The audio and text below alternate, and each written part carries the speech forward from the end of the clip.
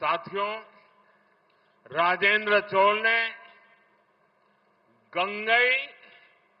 गंगईकोंड चोलपुरम कोविल की स्थापना भी की थी। यह मंदिर आज भी विश्व का एक आर्किटेक्चरल वंडर है।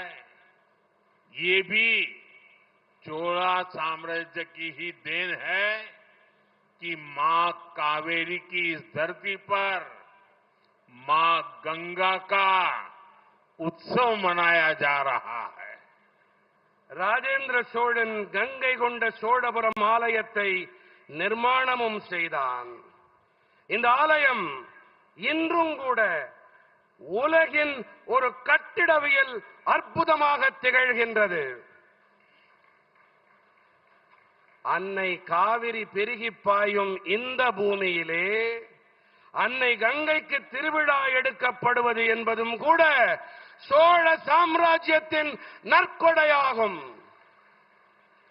मुझे बहुत खुशी है कि आज उस ऐतिहासिक प्रसंग की स्मृति में एक बार फिर गंगा जल को काशी से यहां लाया गया है।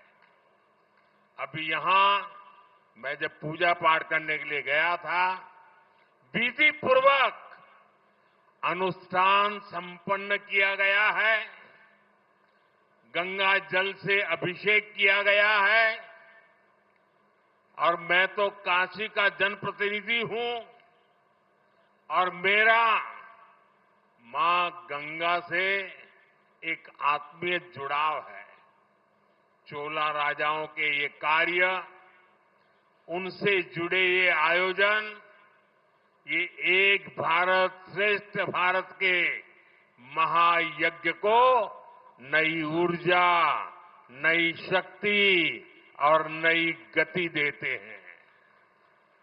அந்த வரலாற்று முக்கியத்துவம் கொண்ட பின்புலத்தின் நினைவினிலே மீண்டும் ஒருமுறை கங்கை நீரை காசியிலிருந்து இங்கே கொண்டு வந்திருப்பது எனக்கு மட்டற்ற மகிழ்ச்சியையும் உவகையையும் அளிக்கின்றது. தற்போது இங்கே நெறிப்படி அனுஷ்டானங்கள் நிறைவு செய்யப்பட்டிருக்கின்றன. புனித கங்கை நீரால் அபிஷேகங்கள் செய்யப்பட்டன. நான் காசியின் மக்கள் பிரதிநிதி. கங்கை அன்னையிடம் எனக்கு ஆன்ம ரீதியான அன்பு இருக்கின்றது. சோழ அரசர்களின் இந்த செயல், அதோடு இணைந்த இந்த ஏற்பாடு ஒரே பாரதம் உன்னத பாரதம் என்ற பெருவேள்வியை போன்றது. இது உற்சாகம் அளிக்க வல்லது, கருத்தூக்கம் அளிக்க வல்லது. भाइयों बहनों, चोला राजाओं ने भारत को सांस्कृतिक एकता के सूत्र में पिरोया था। आज हमारी सरकार चोला युग के उन्हीं विचारों को आगे बढ़ा रही है।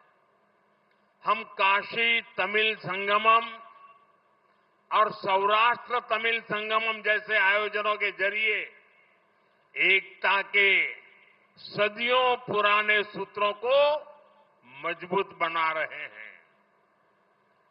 गंगईकोंड चोलपुरम जैसे तमिलनाडु के प्राचीन मंदिरों का भी एएसआई के जरिए संरक्षण किया जा रहा है।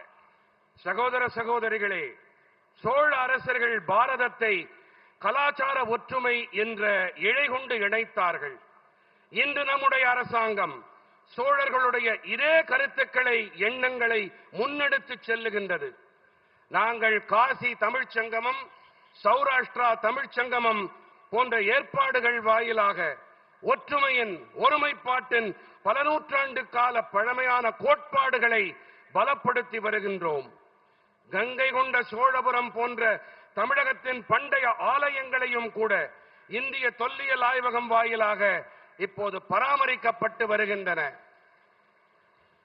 जब देश की नई संसद का लोकार्पण हुआ तो हमारे शिव आधीनम के संतों ने उस आयोजन का आध्यात्मिक नेतृत्व किया था, सब यहां मौजूद है।